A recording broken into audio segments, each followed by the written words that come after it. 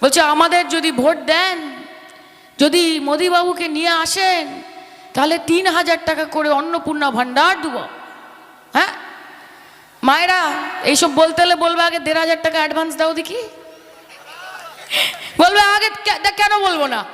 এই নরেন্দ্র মোদী কি বলেছিল যে 15 লক্ষ টাকা ব্যাংক অ্যাকাউন্টে। কে পেয়েছে হাত তোলেন তো? 15 পয়সা, 15 টাকা, 150 টাকা কেউ পেয়েছেন? নরেন্দ্র মোদী পাঠিয়েছে, জুমলাবাজ ফেরেববাজ পাঠায়নি। বলেছিল আমি বছরে বেকার যুবকদের 2 কোটি চাকরি দেব। 12 বছর ধরে শাসন করছেন, 12 বছরে 24 কোটি চাকরি। হাত তোলো তো নরেন্দ্র মোদীর দেওয়া চাকরি কজন পেয়েছে আমাদের এখান থেকে? কে পেয়েছে? তাহলে ভোটের আগে উড়ে উড়ে আসা, জুড়ে জুড়ে বসা, আর এসে এসে বলা ভালোবাসি ভালোবাসি।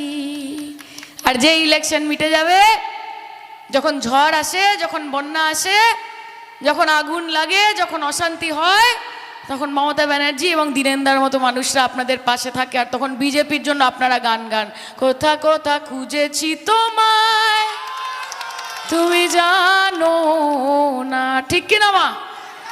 তাহলে যখন ডাকি তখন পাই, সেই জন্য তৃণমূল কংগ্রেসকে চাই, এইটাই তো।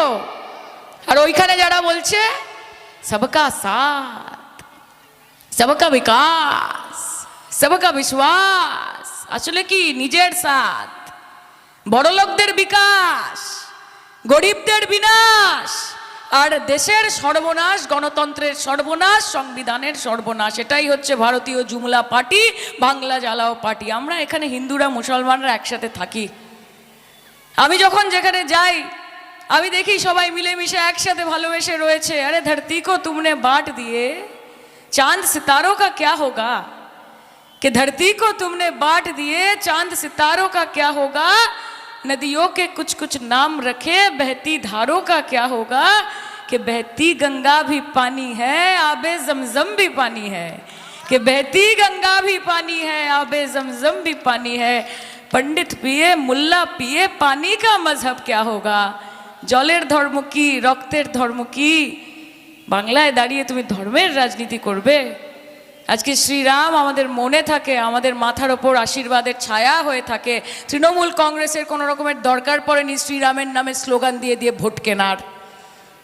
জয় শ্রীরাম বলে বলে মানুষকে উস্কানো, দাঙ্গা লাগানোর প্রবণতা, এটাতে মর্যাদা পুরুষোত্তম রাম নিজে খুশি হন না, কারণ মর্যাদার উল্লঙ্ঘন করছে ভারতীয় জনতা পার্টি।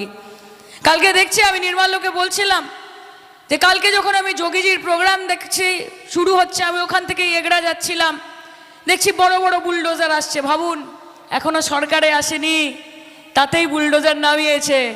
আর সরকারে এলে এখন রাস্তায় নামিয়েছে, এরপর আপনাদের বাড়ির ওপরে চালাবে বুলডোজার। এটাই হচ্ছে ভারতীয় জনতা পার্টি। খাল কেটে কুমির আনবেন না। এই মিথ্যাবাদী, জুমলাবাজি, অপদার্থ বিজেপিকে একটাও ভোট দেবেন না। সিপিএম এর কথা তো আমি বলতেই চাই না। ওরা কোথায় ঘুমাচ্ছে, কি করছে বুঝতেই তো পারছি না।